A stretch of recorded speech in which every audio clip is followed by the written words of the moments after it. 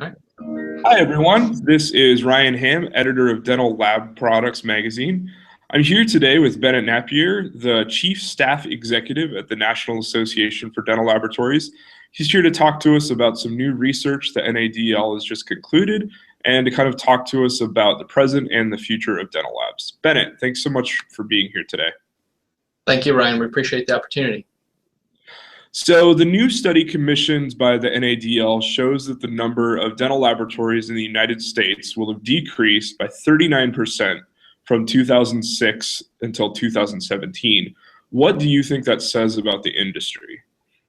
I think if we look at the crystal ball, I think if we look back 10 years ago, there were already discussions about this process taking place just with natural attrition, looking at the general age of smaller owner operators in the lab industry.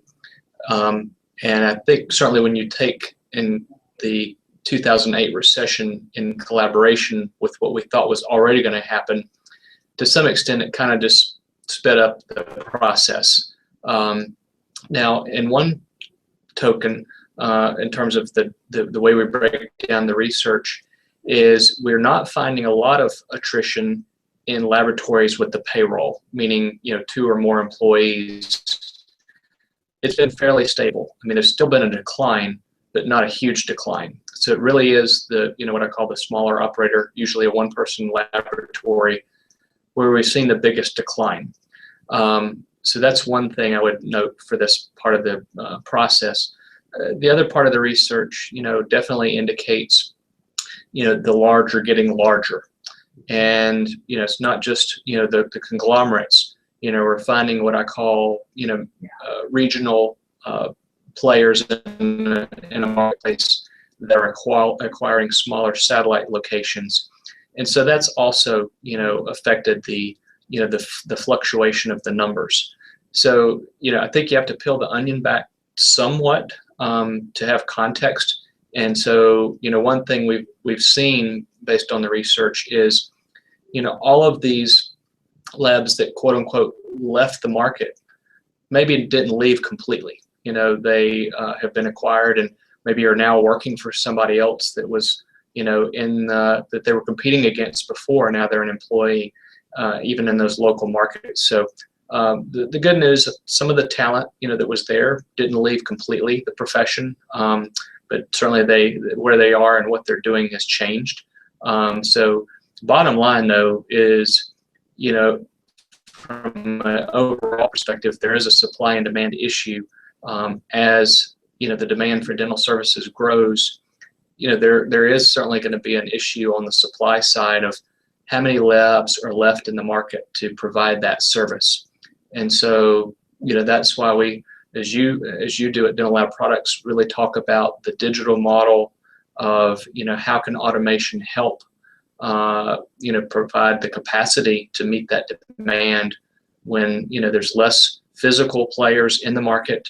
And certainly on the technician workforce side, although it's somewhat stable now, we still saw a decrease from what we had, 5 or 6 years ago in terms of the actual number of technicians. So, I think the bottom line is, for labs that are in the market and stay in the market, there's clearly an upside because, there is a supply and demand issue for dental clients looking for labs, and there's going to be less labs to fill that void. That's definitely, from a positive standpoint, one of the outcomes from a business standpoint. And so I think, there's always pros and cons when you see this kind of market fluctuation, but it's just a matter of being aware that it's happening and making sure you're on the right side of the fence, if you will, as it plays out. Okay, great. So I wanted to touch on something you talked about a couple of minutes ago. You mentioned that some of this, can kind of not be explained away, but can kind of make sense contextually. Do you think that the average lab technician or lab owner needs to be worried, or do you feel like that most of these numbers, when viewed in context, won't be a big surprise to any labs? Yeah, I look at it from a standpoint, that's a good question. I wouldn't say, people should be fearful of the trends. I think they have to be aware of the trends. And as long as they have awareness, they can make decisions. The issue comes down where they kind of get caught by surprise of what are some of the factors that are creating this situation, and they're ill prepared to react in time. That's where the fear aspect comes in. But bottom line is if they're paying attention and reading trade publications, going to meetings, talking to their peers, talking to their clients, none of this should be a surprise. If they're getting out there and paying attention, they can make conscious business decisions to continue to grow their business regardless of what size lab they are. There will continue to be a place for small, medium, and large labs. How they stay competitive is going to change, but it's not like they just won't have a place. They will always have a place in the market. Okay, great. You also talked about how just based on the basic laws of supply and demand in the economy, there's a real opportunity now that there's less of a supply for the increasing dental demand. How do you feel like labs can actually take advantage of that factor? I think to some extent, depending on what business path they choose to take. I mean, we're obviously seeing the same types of trends on the clinical side.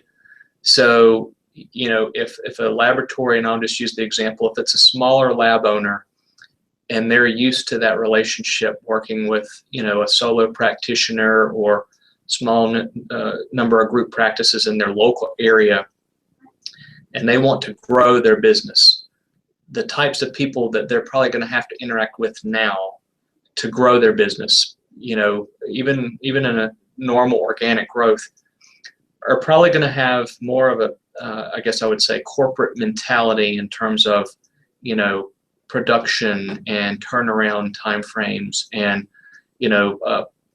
availability of different product segments that they can offer. So, the laboratory operator is going to have to make sure that they've got, a clear understanding of, their vendor relationships, and really rely on their vendor relationships to help augment their services and products, whether themselves and also the marketing aspects of that. But also understand that they're probably going to be called upon to, provide, what I call almost a business plan proposal to secure the business. It's going to be less of just, going in and having a handshake and having a personal rapport.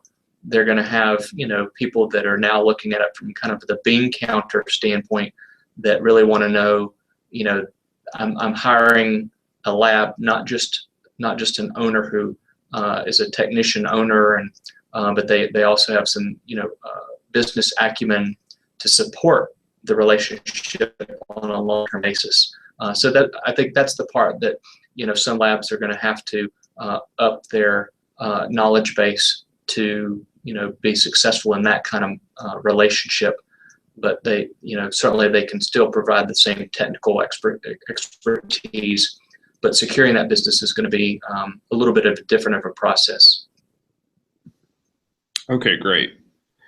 And then finally, what are you and the NADL doing to help labs kind of work through these sort of murky economic times? Sure. I mean, I think, our mission hasn't really changed. I mean, the complexion of the industry clearly changes over each year. But, I mean, our primary focus has always been on business management. We work with the state laboratory associations and certainly suppliers that provide technical content. NADL really focuses on, how do you run the business? How do you run it profitably? How do you run it efficiently? And, try to take some of the, headache away for them to learn that information, and also kind of give them, what I call some ready-made tools to implement some of those business processes so they're not having to do it from scratch. And so both through some of our online content and some of our in-person meeting content, like Vision 21 or NADL University, those are really where we deliver those tools to them so they can go back and implement them, day one when they get back. Okay, perfect. All right. Well, that's all the time we have for today. Bennett, thanks so much for joining us today. I really appreciate it.